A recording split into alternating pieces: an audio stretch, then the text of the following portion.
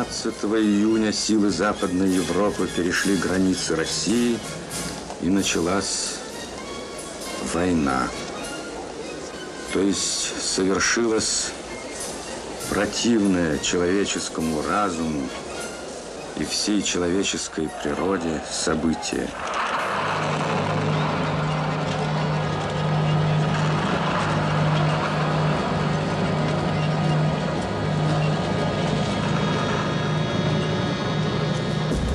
Ну теперь, папенька, я решительно скажу. И маменька тоже. Как хотите, решительно скажу.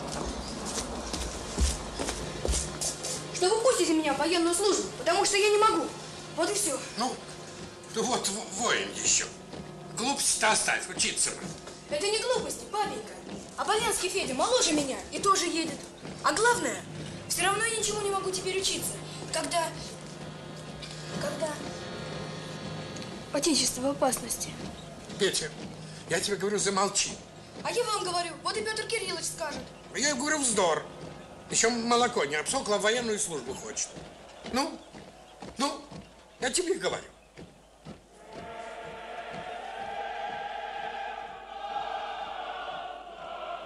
Владыка Господи, прими оружие и щит, и восстань в помощь нашу. Да постыдятся и посрамятся мыслящие нам злая, и ангел Твой сильный да будет погоняя их. Порази враги наши и сокруши их вскоре.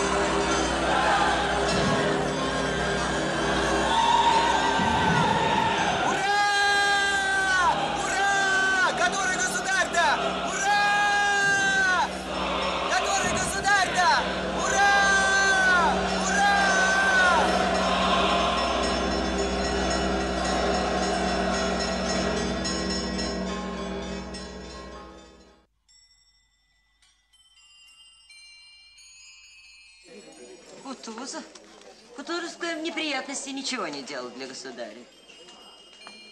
Разве возможно назначить главнокомандующим человека, который не может верхом сесть, засыпает на совете, человека самых дурных нравов? Я уж не говорю о его качествах как генерала, но разве можно в такую минуту назначить человека дряхлого и слепого? Ну, просто слепого. Хорош будет генерал слепой. Он ничего не видит. В жмурки играть. Войска наши так дерутся, как никогда. Но судьба армии и отечества в руках хорошего министра, но плохого полководца. Барклай медлителен, вся армия бронит его насмерть. Французы витебские. Через 4 перехода они могут быть у Смоленска. Может, они уже там.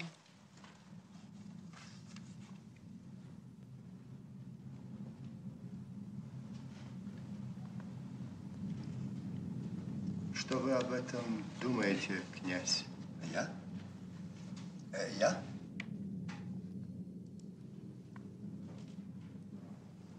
Весьма может быть, что театр войны так приблизится к нам. Театр войны! Я говорил и говорю, что театр войны есть Польша, и дальше Немана никогда не проникнет неприятель. При ростепели снегов потонут в болотах Польши. Но, князь, в письме говорится о Витебске. А в письме... Да. Да. Он пишет, французы разбиты. При какой это реке?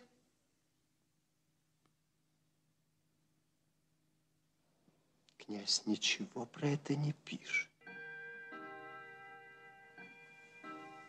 Да-да, ну, Михаил Иванович, пойдем. Расскажи, как ты это хочешь переделать.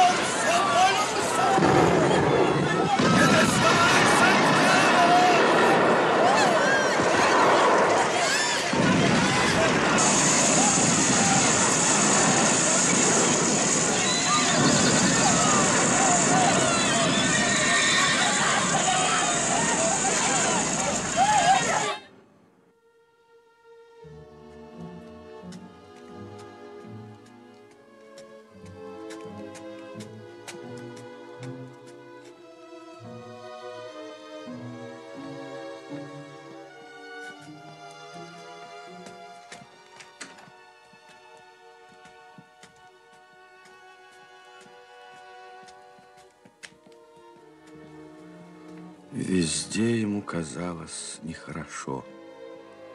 Но хуже всего был привычный диван в кабинете. Диван этот был страшен ему, вероятно, по тяжелым мыслям, которые он передумал, лежа на нем.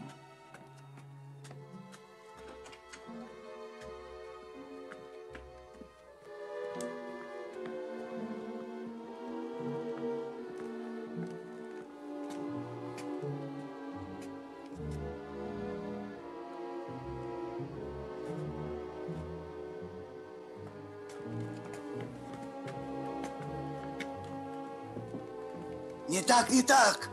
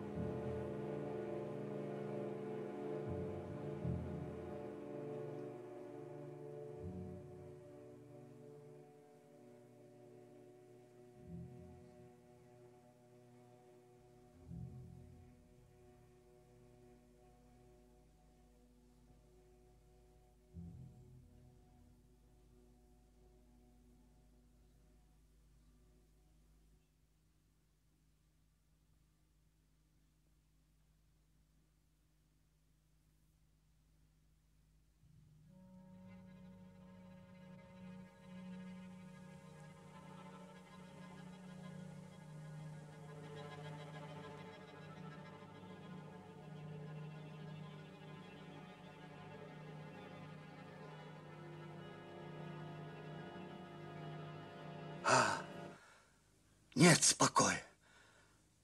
Проклятый.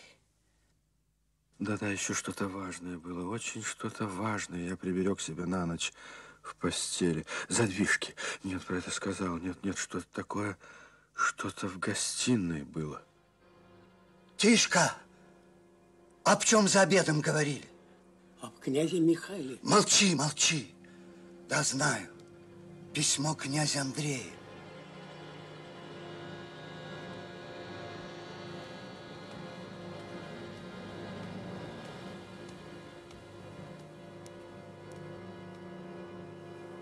Французы в Витебске. Через 4 перехода они могут быть у Смоленска. Может, они уже там.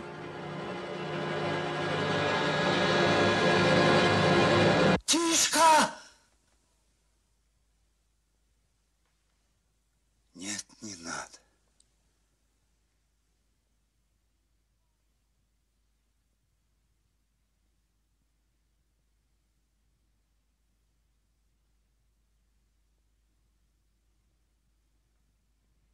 Не надо.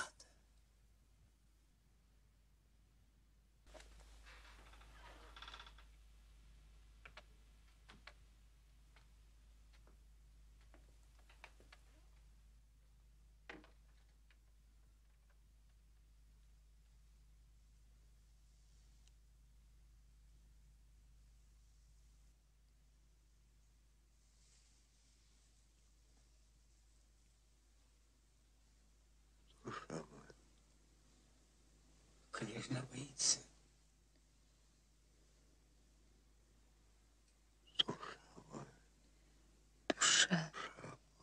Душа болит.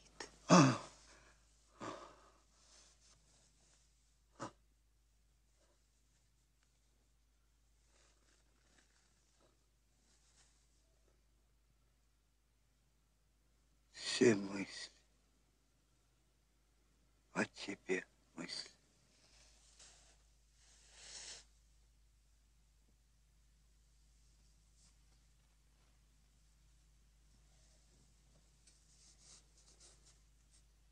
И я тебя звал всю ночь. Если бы я знала, я боялась уйти. Не спала ты. Нет, не спала. Души.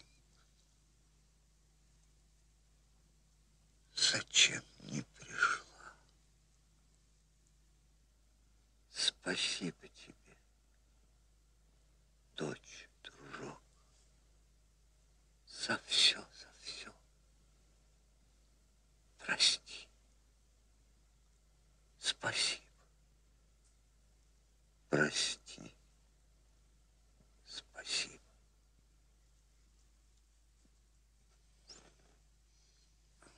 Позовите Андрюшу. Я от него получила письмо. Где же он? В армии, батюшка, в Смоленске.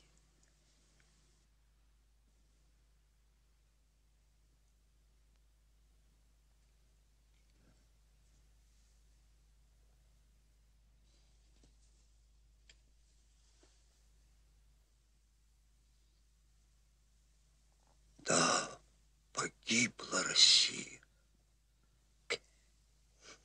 Погубили.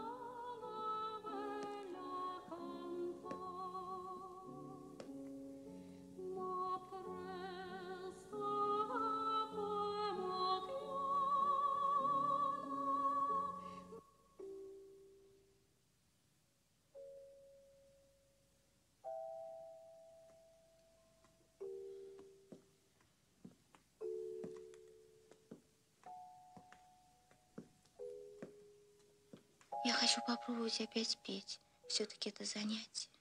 И прекрасно. Я нынче так счастлива. Вы знаете, Николя получил Георгиевский крест. Я так горда за него. Как же, я прислал приказ. Но я вам не хочу мешать. Что это дурно, что я пою? Нет. Отчего же, напротив. Но отчего вы меня спрашиваете? Я сама не знаю, но я ничего не хотела бы сделать, чтобы вам не нравилось. Я вам верю во всем. Вы не знаете, как вы для меня важны и как вы много для меня сделали. Я видела в том же приказе, он, Болконский, он опять служит. Как вы думаете, простит он меня когда-нибудь? Не будет он иметь против меня слова, чувства? Как вы думаете? Как вы думаете? Я думаю, ему нечего прощать.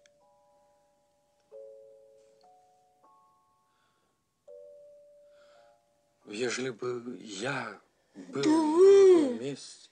Вы другое дело. Добрее, великодушнее, лучше вас я не знаю человек. И не может быть. Ежели бы вас не было тогда, да и теперь, я не знаю, что бы было со мной. Потому что...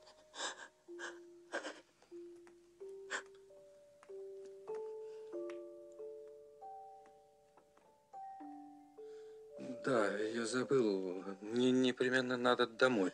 А чего вы уезжаете? От чего? От того, что... Нет, просто у меня дела. От чего? От чего? Нет. Скажите.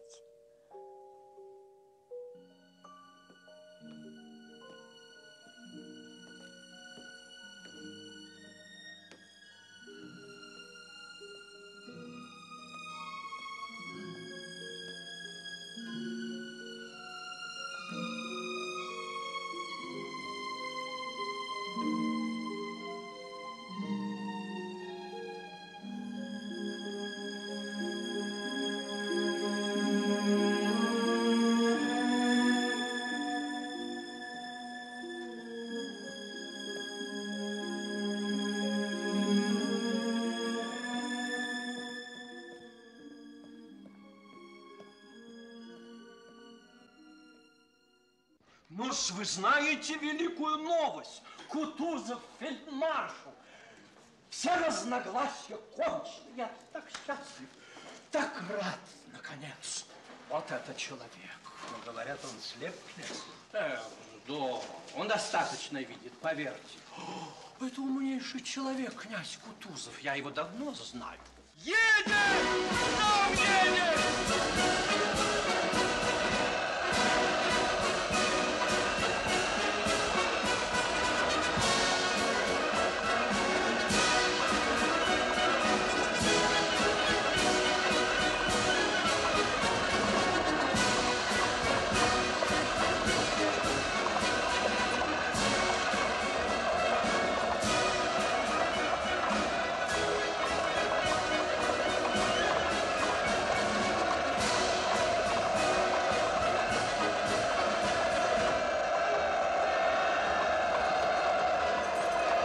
И с такими молодцами все отступать и отступать.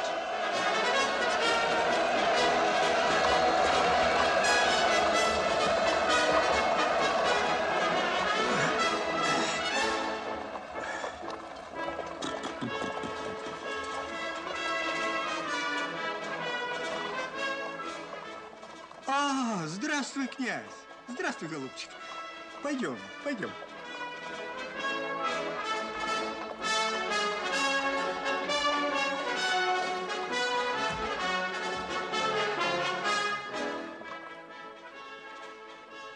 Я вызвал тебя, чтобы оставить при себе.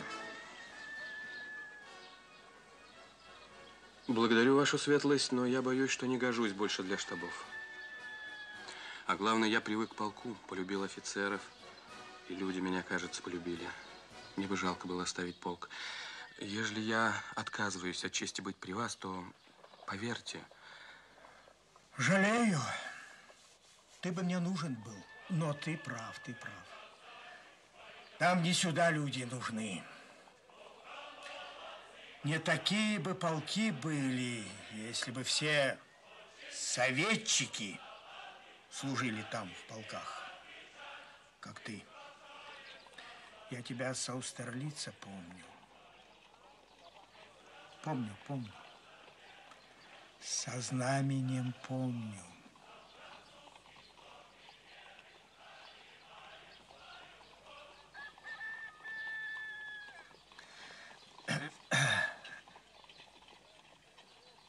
Ох, советчики.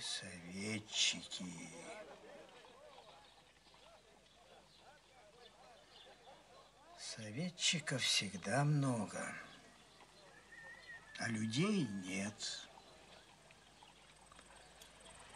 Все поскорее,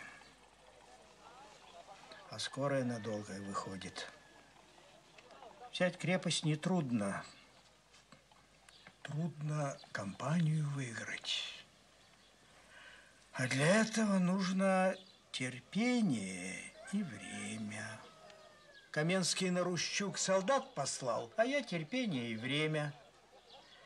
И взял крепостей больше, чем Каменский.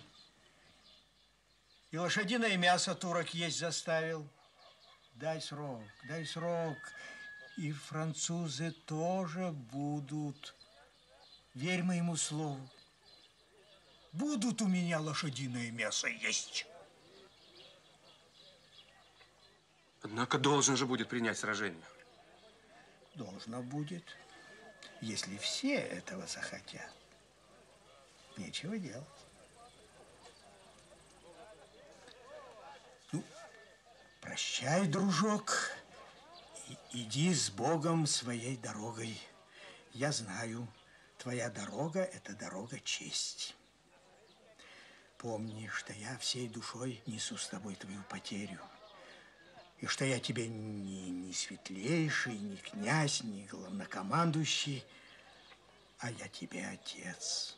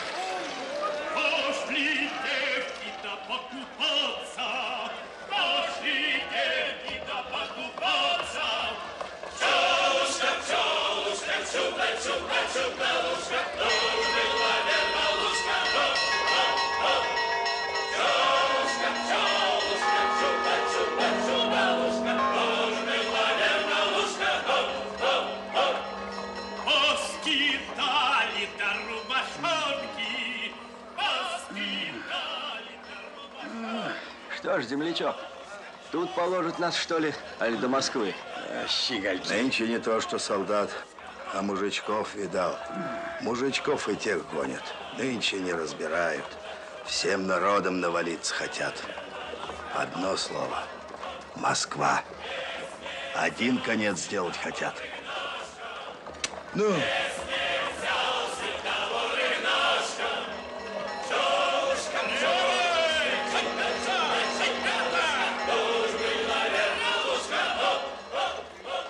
Граф, ваше сиятельство, вы как тут? Да вот, хотелось посмотреть. Да, будет что посмотреть. Это ужасно. Это вчерашний граф. Вчера допоздна на Шевардинском редуте дрались.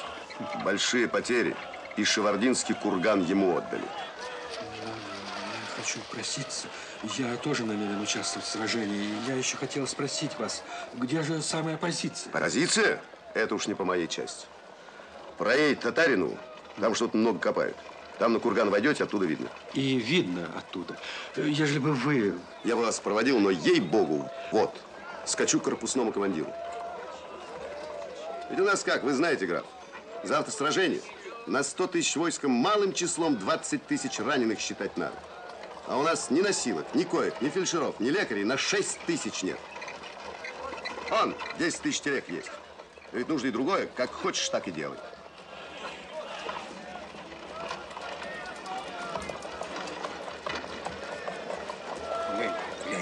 Шляпка.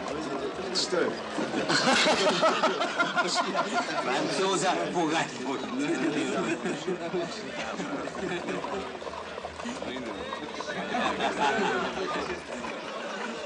Вроде доктор.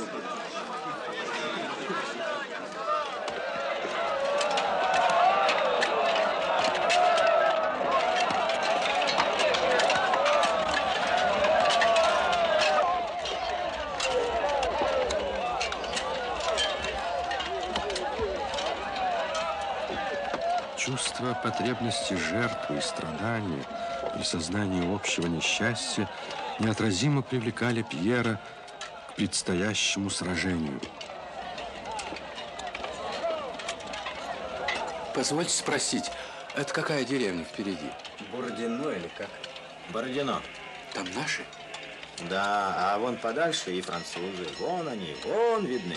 Где, где? Простым глазом видно. А там? Это наши. Ах, наши. А там? Это опять он.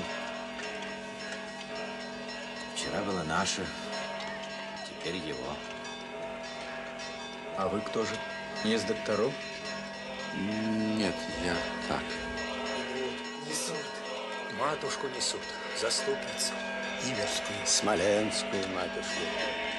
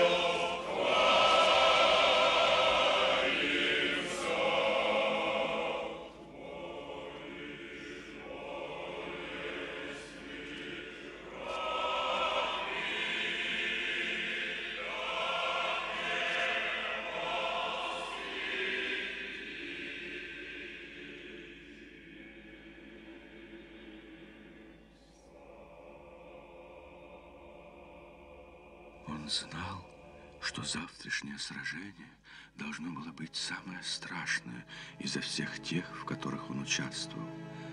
И возможность смерти с живостью, почти с достоверностью, просто и ужасно представилась ему.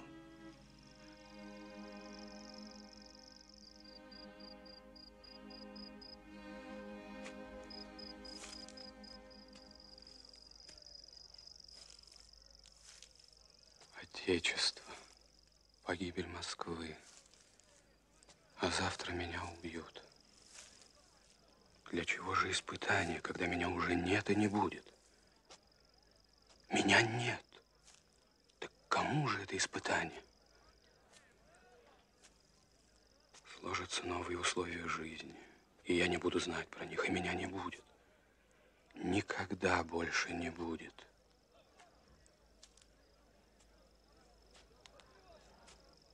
Никогда больше не будет.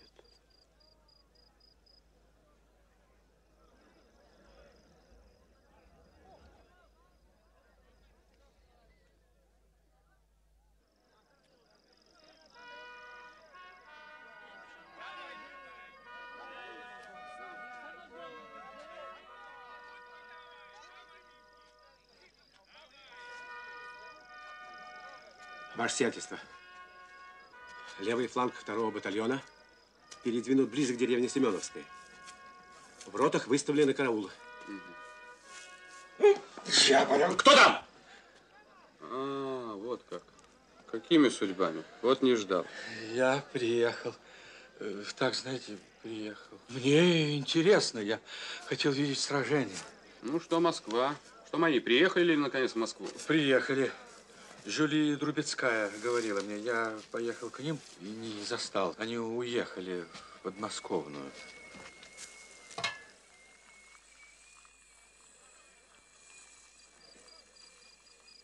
Мне удалось объездить наше расположение войск. Как невоенный человек я не могу сказать, чтобы вполне, но все-таки понял общее расположение. Мне кажется, что наша позиция, мне так кажется, что левый фланг слаб, правый фланг растянут. Так ты понял все расположение войск? Да. То есть как? Успех никогда не зависел и не будет зависеть ни от позиции, ни от вооружения, ни даже от числа. Уж меньше всего от позиции. От чего же? От того чувства, которое есть во мне, в нем, в каждом солдате. Отчего мы под Устралицем проиграли сражение? Позиция? Все это вздор, ничего этого нет. А мне зачем там было драться? Поскорее хотелось уйти с поля сражения. Что нам предстоит завтра? Для меня на завтра вот что. 100-тысячная русская и 100-тысячные французские войска сошлись драться. Факт в том, что эти 200 тысяч дерутся. И кто будет злее драться и себя меньше жалеть, тот победит. Завтра, что бы там ни было, мы выиграем сражение. Вот ваше сиятельство, правда. Правда истинная. Что себя теперь жалеть? Солдаты в моем батальоне, поверите ли, не стали водку пить. Не такой день, говорят.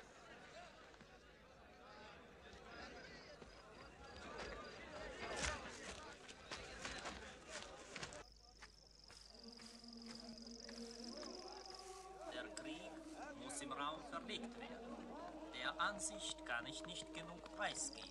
Oh ja, da der Zweck ist, nur den Feind zu schwächen, so kann man gewiss nicht den Verlust der Privatpersonen in Achtung nehmen.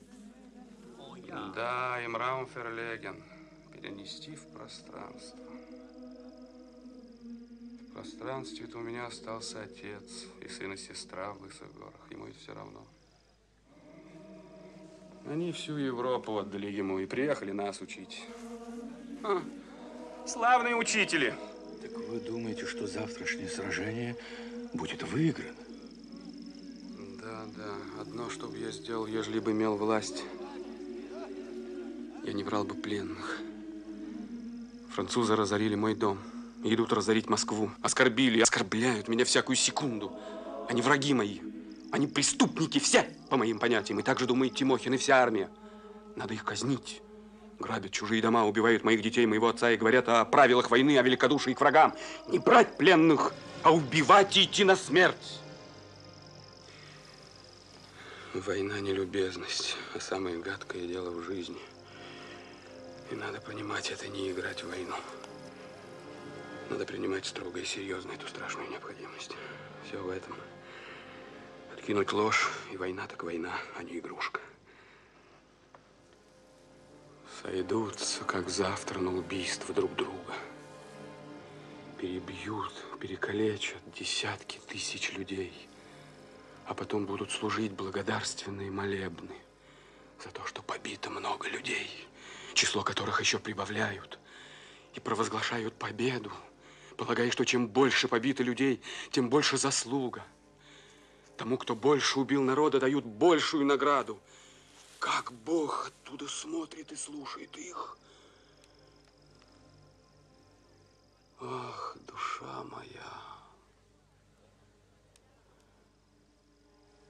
Последнее время мне стало тяжело жить. Ну да ненадолго. Однако ты спишь, и мне пора, поезжай. О, нет. Поезжай, поезжай, перед сражением надо выспаться.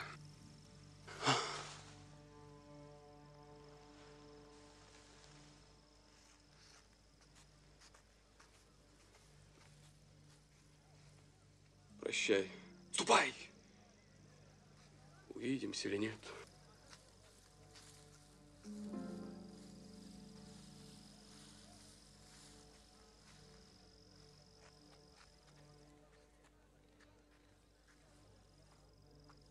Я знаю, что это наше последнее свидание.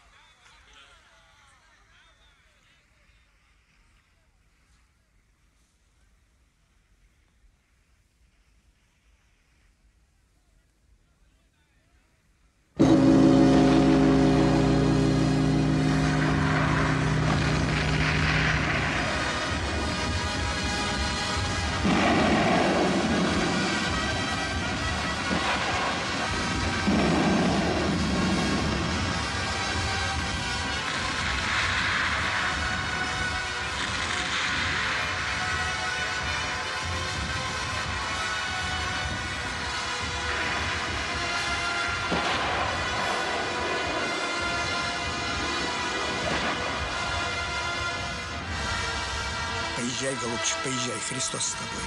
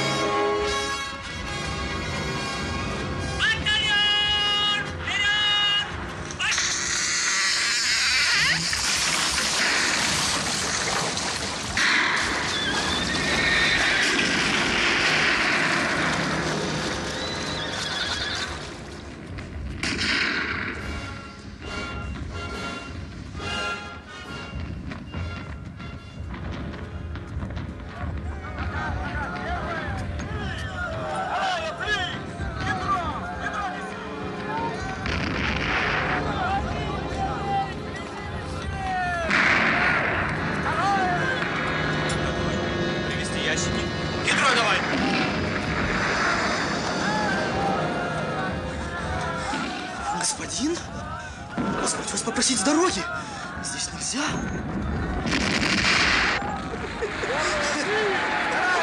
И как это вы не боитесь, барин, право? А ты разве боишься? А то как же, ведь она не помилует. Она шмякнет, так кишки вон. Нельзя не бояться. Наше дело солдатское, а вот барин так удивительно. По местам!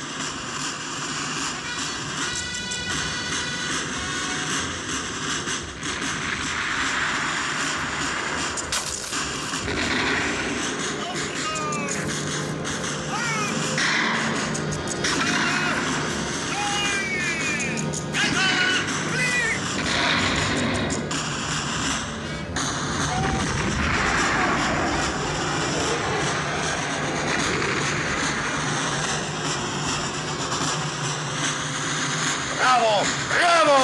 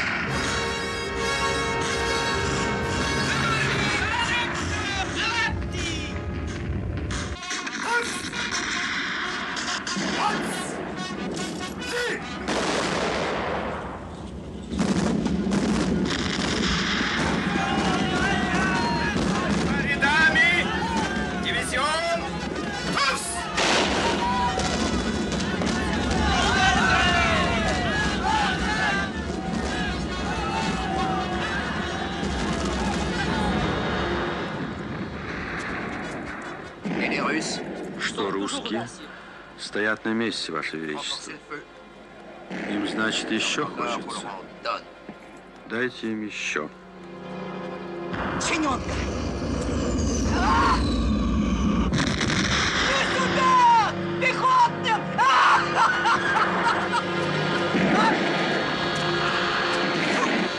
Что, знакомая? Еще на линии правее! Огонь! Раз! Еще разок! 4-е и 5-е! По пехоте с картечью! Заряжай! Жай!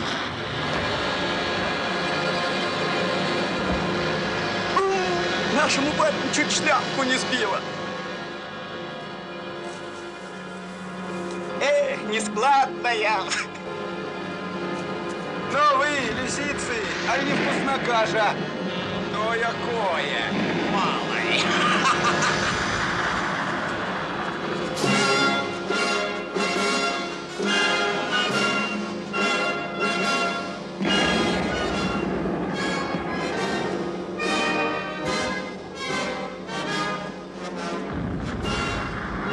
Sire, les Russes seront anéantis si vous donnez encore une division. C'est plein d'ardeur, Belia. Il est facile de se tromper. Dans le feu du combat. Allez-y, vous-même. Quelle heure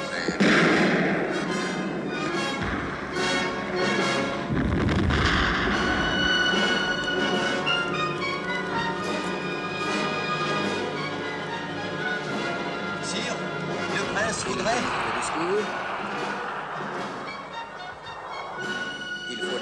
réserve, mais qui envoyait...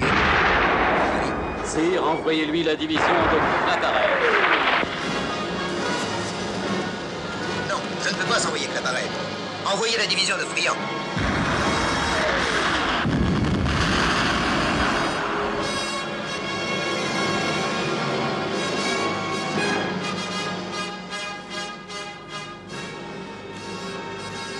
Oserais-je proposer à votre majesté de déjeuner? J'espère que je peux déjà féliciter votre... Осмелюсь предложить, Ваше Величество, позавтракать. Я надеюсь, что теперь уже я могу поздравить Ваше Величество с победой. Allez-vous-en!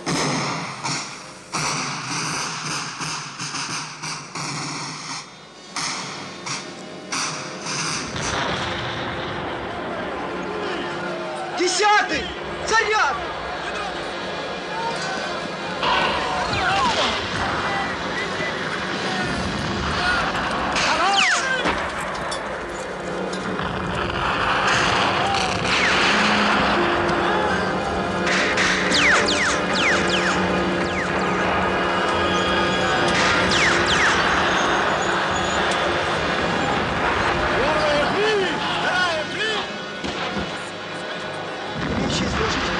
Господин полковник, зарядов имеется только 8.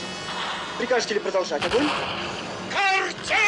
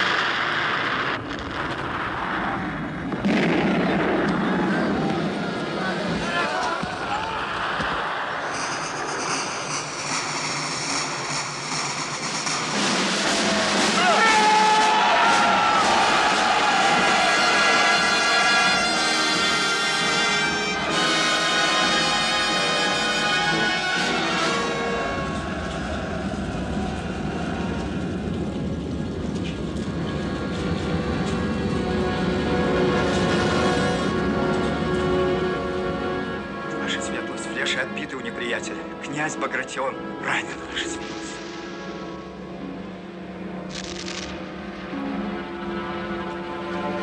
Поезжай к князю Петру Ивановичу и подробно узнай, что и как. Ваша Светлость.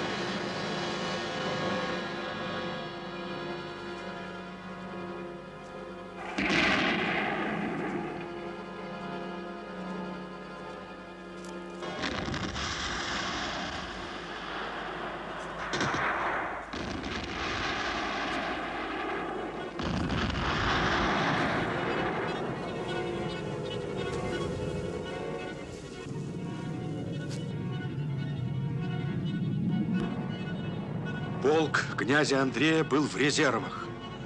Не сходя с этого места и не выпустив ни одного заряда, полк потерял уже третью часть своих людей.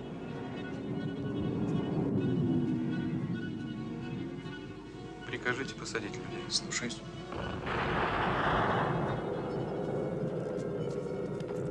Первый батальон, садись!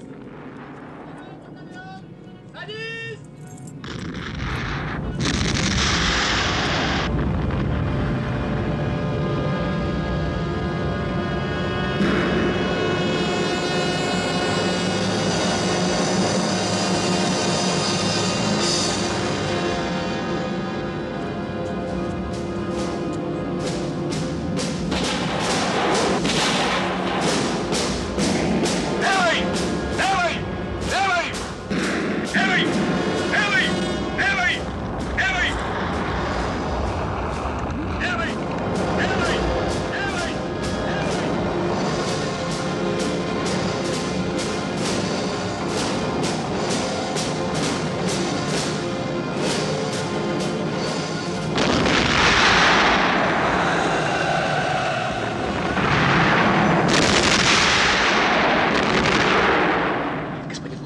Заряда больше нет. Разбойники! Что делают? Беги к резервам, приводи ящики!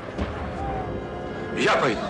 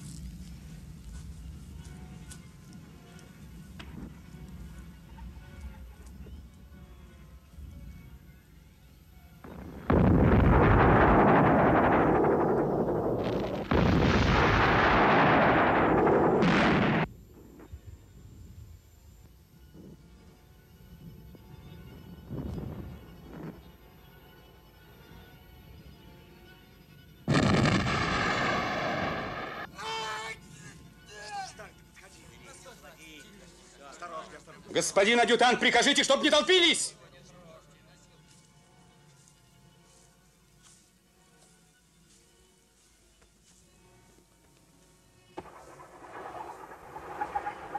Берегись! Господин полковник! Ложись! Неужели это смерть? Я не могу. Я не хочу умереть.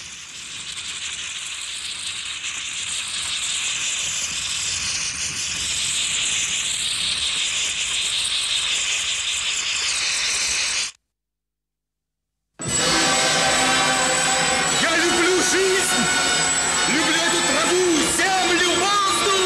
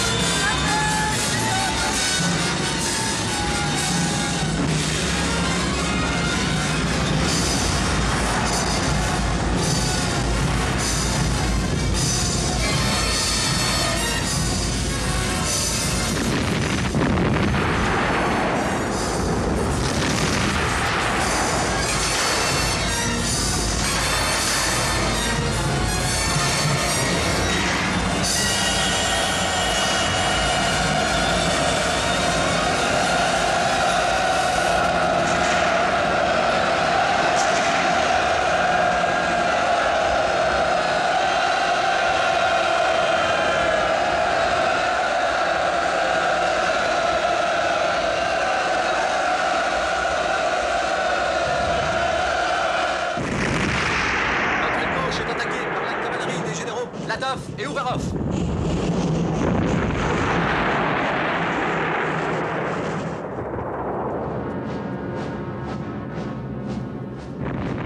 Все пункты нашей позиции в руках неприятеля. И отбить нечем, потому что войск нет. Они бегут.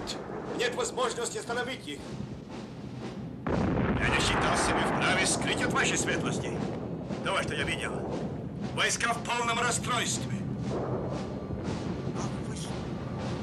Как вы смеете?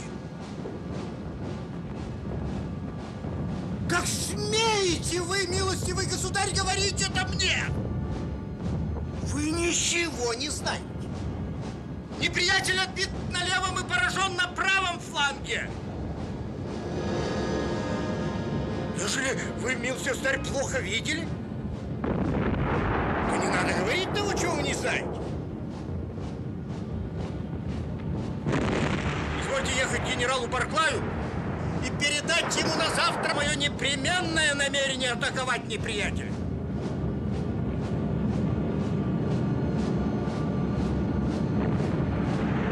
Неприятель побежден! И завтра погоним его из нашей священной земли русской.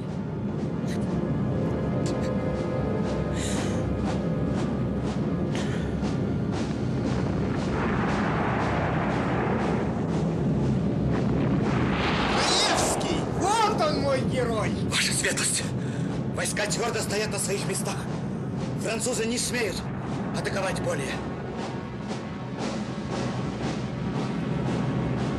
Кайсаров, садись, пиши приказ на завтрашний день. А ты поезжай по линии и объяви, что завтра мы атакуем. Пиши.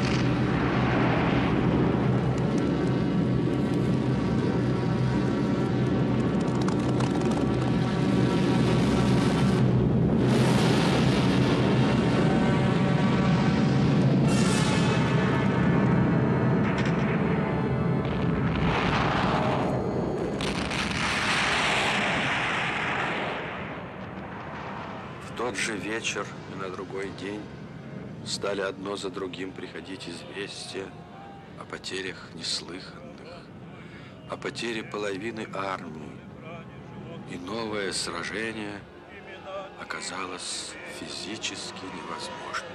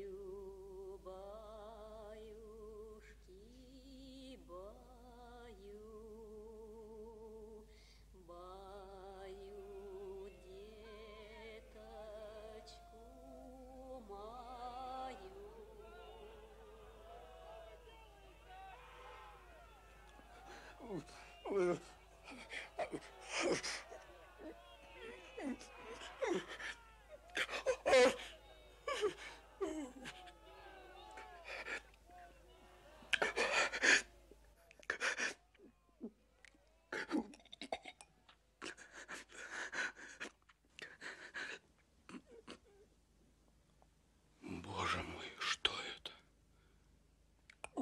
Зачем он здесь?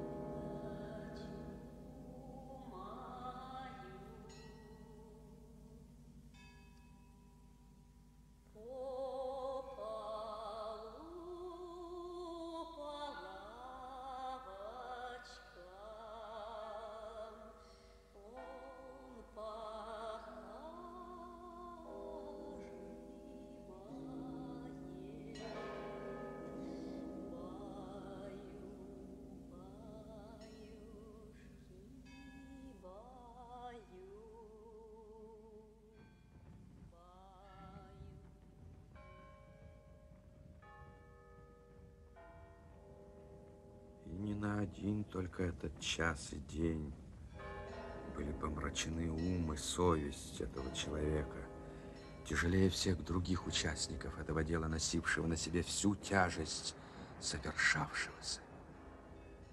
Но и никогда до конца жизни своей не мог понимать он ни добра, ни красоты, ни истины, ни значения своих поступков, которые были слишком противоположны добру и правде, слишком далеки от всего человеческого, для того, чтобы он мог понимать их значение. Он не мог отречься от своих поступков, восхваляемых половиной света, и потому должен был отречься от правды и добра, и всего человеческого.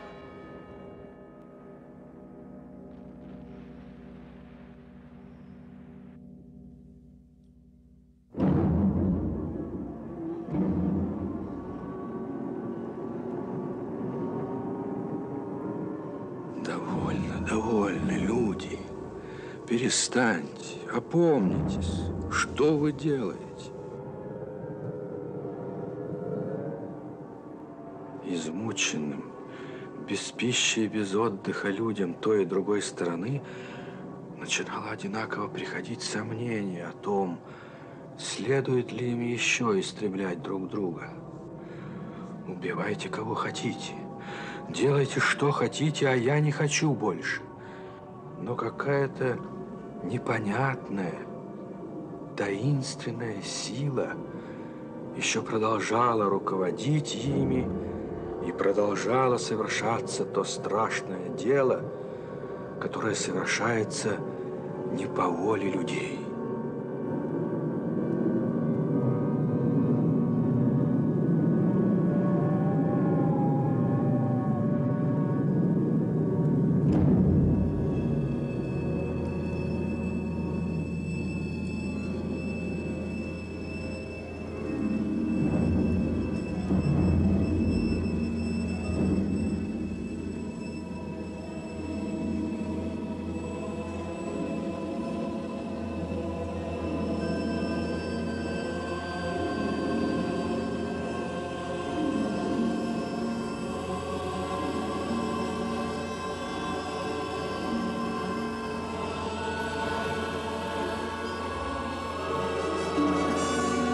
Победа нравственная, та, которая убеждает противника в нравственном превосходстве своего врага и в своем бессилии, была одержана русскими под Бородиным.